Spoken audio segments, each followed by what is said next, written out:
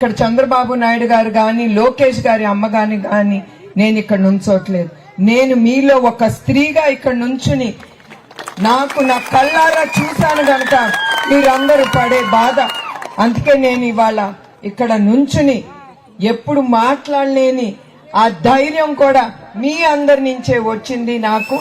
మన పడే అవస్థలు చూసి మనం ఇంకా పడింది చాలు, మీ అందరూ లేచి మన స్వాతంత్రం కోసం మనం పోరాడాలి.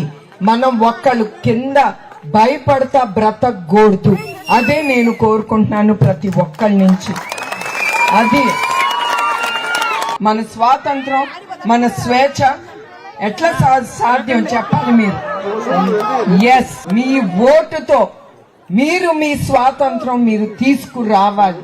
ఈ రాక్షసుల ప్రభుత్వం నుంచి మీరు విడుదలయ్యి మీరు స్వేచ్ఛగా బ్రతకాలి అనే ఆలోచనతో మీరు ముందుకొచ్చి ప్రజల ప్రభుత్వం అది మీరు తీసుకురావాలని కోరుతున్నాను.